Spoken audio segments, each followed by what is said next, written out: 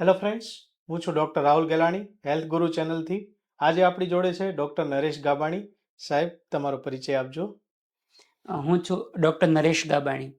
Basically હું gastro સર્જન છું અને મારો મેઇન એરિયા ઓફ ઇન્ટરેસ્ટ જેમાં મને સૌથી વધારે વર્ક મેં કર્યું છે એ છે પેન્ક્રિયાઝ એટલે કે સ્વાદુપિંડની સર્જરી અને બીજું છે રોબોટિક સર્જરી. આ બે વિષય એ મારા સૌથી પ્રિય અને મારા નજીકના વિષય છે. હું અડાજણની અંદર ગુજરાત ગેસ્ટ્રો હોસ્પિટલની અંદર અત્યારે વર્ક કરું છું. નમસ્તે સાહેબ. નમસ્તે. તો સાહેબ, હવે તમે કીધું તમારો પ્રિય વિષય, તો એના વિશે જ વાત કરીએ. એ છે રોબોટિક સર્જરી. તો પહેલાં તો મને એ જણાવો કે રોબોટિક સર્જરી છે શું? રોબોટિક સર્જરી હકીકતમાં જેમ પહેલાં આપણે ઓપરેશન પેટને ખોલીને ઓપન કરીને કરતા હતા, એમાં નવો કન્સેપ્ટ કે ભાઈ દૂરબીનથી સર્જરી એટલે પેટની ઉપર નાના નાના હોલ પાડે અને એમાંથી સાધનો નાખે. પણ એમાં અમુક મર્યાદા હતી. સાધનો જે હાથથી મેનિપ્યુલેશન કરવામાં બહુ અઘરું હતું અને સાધનો બી સીધા એ વળી ન શકે. રોબોટિક સર્જરી એટલે હકીકતમાં દૂરબીનથી જ સર્જરી પણ એ રોબોટ દ્વારા થાય. એ રોબોટને ડૉક્ટર પોતે હેન્ડલ કરે. એટલે દૂરબીનથી સર્જરીની ઘણી બધી મર્યાદાઓ જે હતી એ આપણે ઓવરકમ કરી લીધું હવે, અને કામ વધારે એક્યુરેસીથી થાય અને વધારે સરળતાથી થાય. બરાબર. સાહેબ, અત્યારે આર્ટિફિશિયલ ઇન્ટેલિજન્સનો જમાનો છે. હમ. તો હમણાં જ હું સાંભળતો હતો કે રોબોટ્સ એવા આવી જાય જે ઓપરેશન કરી શકે. તો આમાં સમજાવો કે શું આ સર્જરી સંપૂર્ણપણે રોબોટ કરે છે કે કઈ રીતની પ્રોસિજર હોય છે? એ દરેક લોકોને એક મિસકન્સેપ્ટ હોય કે રોબોટિક સર્જરી એટલે રોબોટ લગાડી દે અને એ બધું ઓપરેશન કરી નાખે. એવું નથી. જે ઇન્ડસ્ટ્રીમાં જે રોબોટ હોય એમાં એવું હોય કે સપોઝ કોઈ ઓટોમોબાઈલનું જે ફેક્ટરી હોય તો બધું જ કામ રોબોટ કરતું હોય એમ. અહીંયા એવું નથી. રોબોટ અહીંયા ડૉક્ટરના કમાન્ડ પ્રમાણે કામ કરે એટલે ઇન્ડિપેન્ડન્ટ રોબોટ નથી. એને અમે માસ્ટર સ્લેવ કન્સેપ્ટ કહીએ. સ્લેવ એટલે ગુલામ. રોબોટિક ગુલામ છે. એટલે હકીકતમાં કેવું હોય કે જ્યારે ઓપરેશન થિયેટરમાં દર્દીને સુવડાવ્યું હોય એની પેટમાં નાના હોલ પાડી અને રોબોટના ઇન્સ્ટ્રુમેન્ટ અંદર ઉતારીએ આપણે. પછી બહાર કોન્સોલ પર ડૉક્ટર અમે બેસીએ, અમારા હાથમાં જે મુવમેન્ટ કરીએ એ મુવમેન્ટ રોબોટની અંદર રેપ્લિકેટ થાય. એટલે કટ કરવાનું છે તો અમારા હાથથી અહીંયાથી કટ કરવાનું છે. એ મુવમેન્ટથી રોબોટમાં અંદર કટિંગ થાય એમ. એટલે રોબોટ સ્વતંત્ર પ્રમાણે કોઈ નિર્ણય કરતો નથી. એ કોઈ એક્શન એક પણ એક્શન જાતે લેતું નથી. પણ માણસના હાથની મુવમેન્ટ મર્યાદા. સપોઝ મારે ઘુમાવવો હોય તો મારો હાથ હાર્ડલી 270 ડિગ્રીથી વધારે રોટેટ ન થાય. રોબોટનો હાથ 560 ડિગ્રી રોટેટ થાય. બરાબર. એના સાધનો હોય કોઈ પણ એંગલથી જોઈ શકે, 3D વિઝન આવે. એ વસ્તુ રોબોટનું અલગ છે. કરવાનું ડૉક્ટરે જ છે. અને હકીકતમાં રોબોટથી સર્જરી કરવામાં ડૉક્ટરે વધારે મહેનત કરવી પડે, કારણ કે એનું જે આપણા બોડીને યુઝ ટુ થવું એની મુવમેન્ટ સાથે એ ઘણો મહેનત માગી લેવું કામ છે. બરાબર. સાહેબ, હવે એ પણ પૂછવું હતું, તમે ગેસ્ટ્રોએન્ટ્રોલોજિસ્ટના સ્પેશિયાલિસ્ટ ડૉક્ટર છો, તો રોબોટ દ્વારા પેટના કયા કયા અંગોની સર્જરી કરી શકાતી હોય છે? આમ બ્રાન્ચ વાઇઝ ગણો ને તો મારો વિષય ગેસ્ટ્રો સર્જરી છે. એટલે પાચનતંત્રના બધા ઓપરેશન તો રોબોટથી થાય. પરંતુ આ રોબોટની મૂળભૂત શરૂઆત યુરોલોજી એટલે કે પ્રોસ્ટેટના ઓપરેશનથી મેક્સિમમ શરૂઆત થયેલી. કિડનીના ઓપરેશન બધા એમાં થાય. એ સિવાય ગાયનેકોલોજીના જે ઓપરેશન આવે કે આજે ગર્ભાશયની કોથળી કાઢવાની ઓપરેશન કોમનલી થતું હોય, સાદા કારણોથી બી અને કેન્સરથી પણ. એ સિવાય ફેફસાના ઓપરેશનો હોય, ઘણા બધા ધીરે ધીરે રોબોટથી થઈ રહ્યા છે. પરંતુ ઓલમોસ્ટ જે પણ ઓપરેશન દૂરબીનથી થઈ શકે એ બધા જ ઓપરેશન રોબોટ દ્વારા શક્ય બને છે. સાહેબ, શું ફાયદો રહે કોઈ વ્યક્તિ જો રોબોટથી ઓપરેશન કરાવે તો?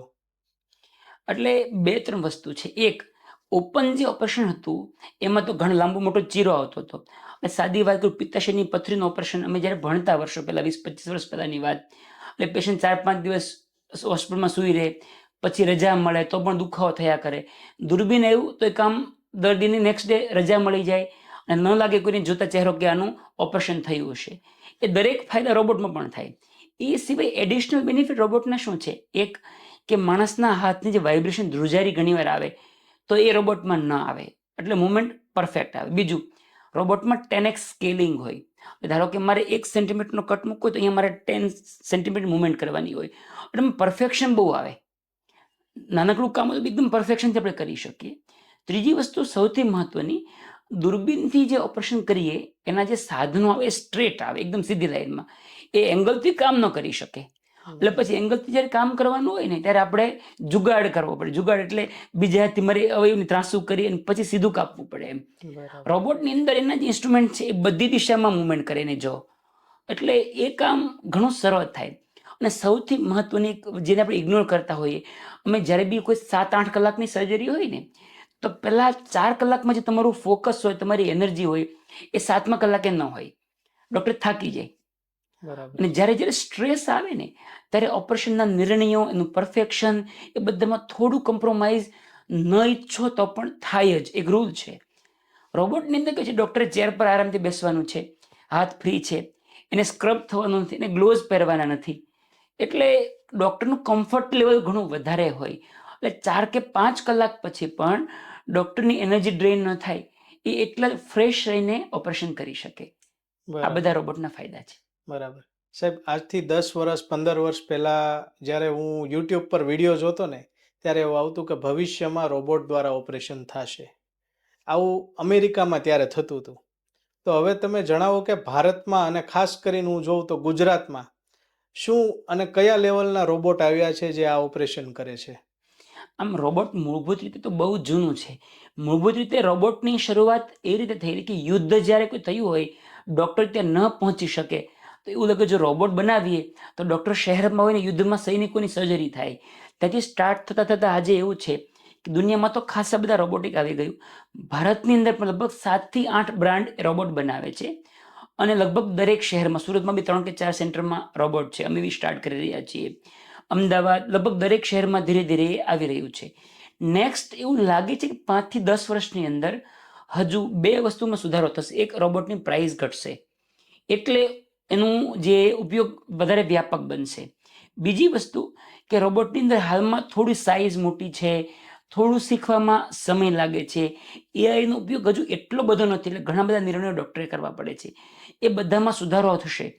એટલે અત્યારે ગુજરાતની અંદર ગણી કે સુરતમાં ગણી તો રોબોટિક સ્ટાર્ટ થઈ ગયું છે. લગભગ મોટાભાગના ઓપરેશન જે દૂરબીનથી તે દરેક રોબોટથી પણ શક્ય છે અને થાય છે. પણ હજુ વ્યાપક ઉપયોગ શરૂ થયો નથી. એ નેક્સ્ટ 5 વર્ષમાં થશે એવી અપેક્ષા છે. બરાબર.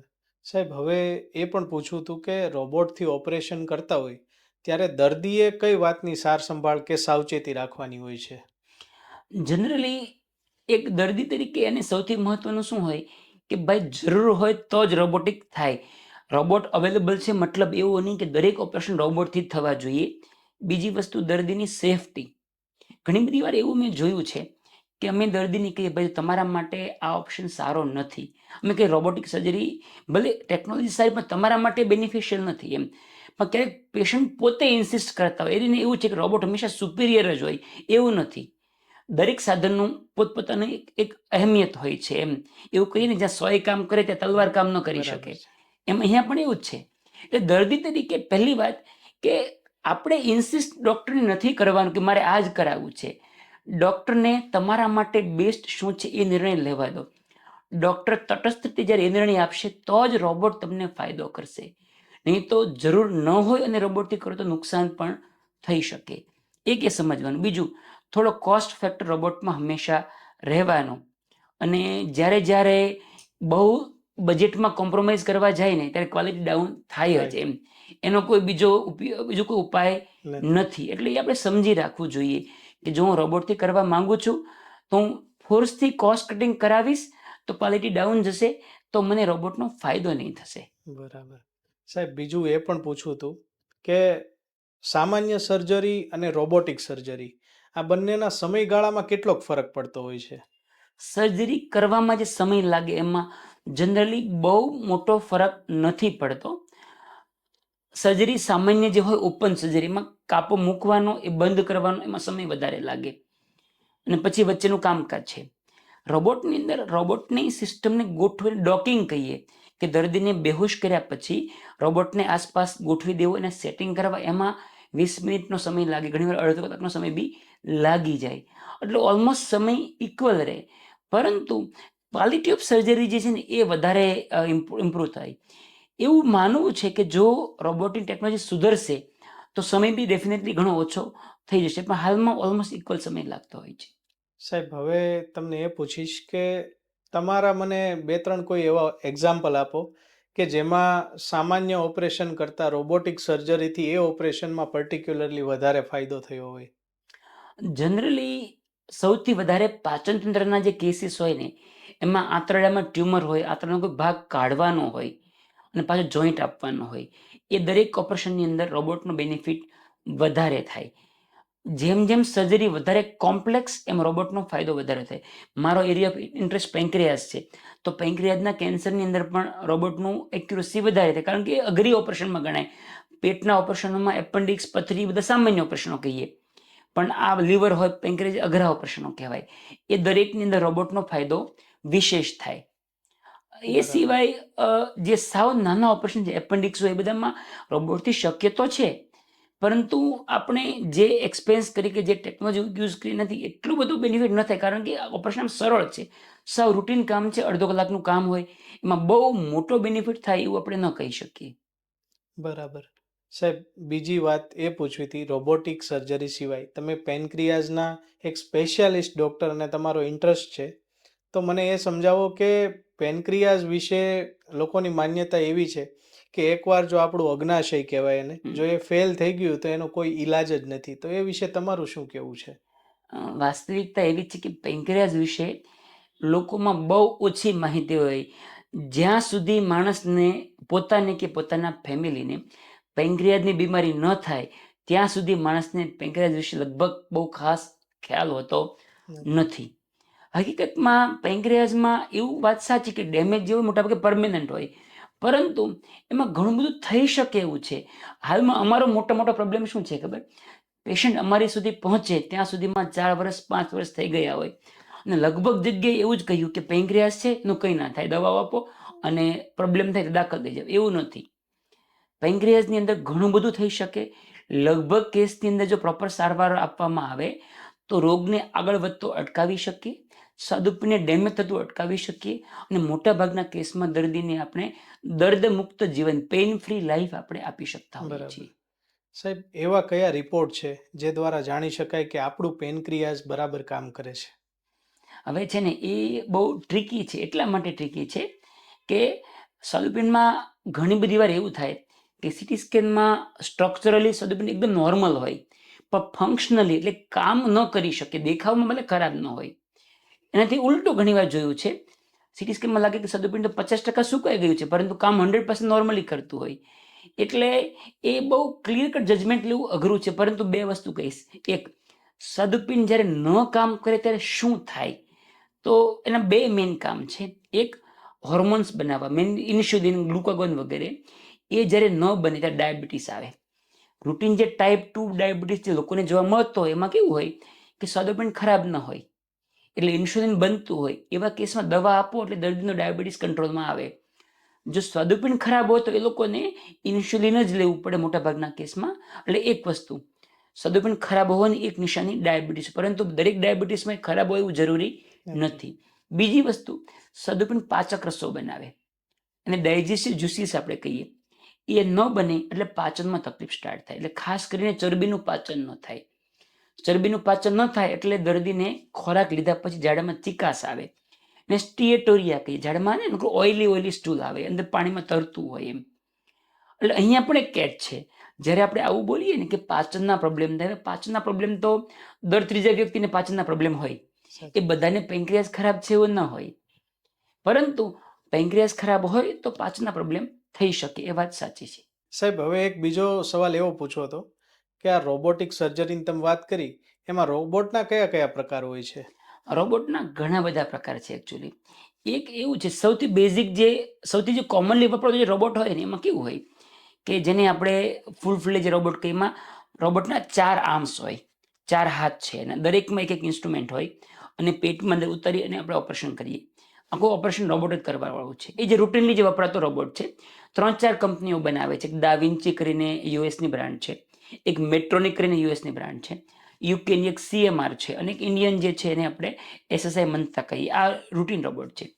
એ સિવાય ખાલી રોબોટિક સિંગલ આર્મ આવ્યા છે. રોબોટમાં કેવું હોય કે મેઇન અમારે ટાંકા લેવામાં ને એમાં જમણા હાથનું જે સર્જનનું કામ હોય ને, એમાં રોબોટની મેક્સિમમ ઉપયોગિતા હોય. તો હવે કંપની એવું લઈને આવી કે ખાલી એક જ રોબોટનું આમ છે, બાકી બધું સાદા રીતે કરીએ. એક આમ રોબોટનું કરે તો 2 આમ રોબોટનું કરે એમ. એટલે સિંગલ આર્મ કે આઇસોલેટેડ આર્મ રોબોટ કરતા હોઈએ. ત્રીજું છે ને, અમુક ડિસીઝ સ્પેસિફિક રોબોટ આવે. દાખલા તરીકે કિડનીમાં કોઈને પથરી હોય તો એને પાછળથી પંક્ચર કરીને પથરી કાઢતા હોય, જેને PCNL કહીએ. એના માટે સ્પેશિયલ રોબોટ છે. ન્યુરો માટે સ્પેશિયલ રોબોટ છે. તો એક રોગ સ્પેસિફિક રોબોટ આવતા હોય છે. એટલે ઘણા બધા એના પ્રકારો થયા છે, પણ અલ્ટિમેટલી કામ કરવાની દરેકની મેથડ એક સરખી છે. બરાબર. સાહેબ, હવે બીજું અને સૌથી અગત્યનું ફેક્ટર એ પૂછવું હતું કોસ્ટિંગનું, કે રોબોટિક સર્જરીનો ખર્ચો અંદાજિત કેટલો આવતો હોય છે? જો રોબોટિક સર્જરીની અંદર જનરલી છે ને 2-3 વસ્તુ પર આધાર રાખે ખર્ચો. એક, કયું ઓપરેશન છે, કેટલા સાધનો વપરાય છે, અને બ્રાન્ડ વાઇઝ છે. અમુક બ્રાન્ડ એવી છે કે જે એનું એક સાધન આવે 20, 25 કે 30 હજાર રૂપિયાનું, એક જ ઓપરેશનમાં વાપરો પછી તમારે ફેંકી દેવું પડે. એટલે ઓન એવરેજ તમે એવું ગણવાનું કે ખાલી ઇન્સ્ટ્રુમેન્ટની કોસ્ટ 80,000 થી 1 લાખ એક્સ્ટ્રા રૂટીન સર્જરી કરતા થાય. બીજા બધા ચાર્જ જે પણ હોય તે આટલાના સાધનો અંદર વપરાય છે એક ઓપરેશનની અંદર એમ. પછી અમુક ઇન્ડિયન બ્રાન્ડ્સમાં એવું જ છે કે એ લોકો તમે ઘણી બધી વાર રીયુઝ કરવા દે તો થોડું સસ્તું થાય, પરંતુ વધારે વાર વાપરવાથી ક્વોલિટીમાં આપણું ડાઉન જાય. એટલે બંનેના પ્રોઝ એન્ડ કોન્સ છે. ઓન એન એવરેજ રોબોટની કોસ્ટ 10 થી 15 કરોડની હોય, પ્લસ એનો ખર્ચો જનરલી સર્જરીમાં એડ થતો હોય અને સાધનોનો ખર્ચો એડ થતો હોય. એટલે દર્દીએ રફલી 1 લાખની આસપાસ એક્સ્ટ્રા ખર્ચો કરવાની તૈયારી રાખવી પડે. સાહેબ, પછી એ પૂછવું હતું કે પ્રધાનમંત્રી કાર્ડમાં શું આ સર્જરીનો ખર્ચો કવર થતો હોય છે? જનરલી નથી થતો, કારણ કે એ વસ્તુ નવી છે. ગવર્મેન્ટમાં જે પણ ઓપરેશન આપણે મા યોજનામાં કે મા અમૃતમ કાર્ડમાં કરતા હોઈએ એની અંદર દરેકના પેકેજ છે. એટલે રોબોટિક સર્જરીનો જે કોસ્ટ છે એ કોઈ પેકેજમાં કવર થાય એવું પોસિબિલિટી હાલમાં નથી. પણ જો ભવિષ્યમાં આ વધારે સસ્તું થશે તો કદાચ ગવર્મેન્ટ એડ કરશે. એટલીસ્ટ અત્યારે એ કવર નથી થતું કશે. બરાબર. તો થેન્ક યુ સાહેબ, તમે રોબોટિક સર્જરી અને પેનક્રિયાઝ વિશે ઘણી જ ઉપયોગી જાણકારી આપી એ બદલ ખૂબ ખૂબ આભાર. ધન્યવાદ.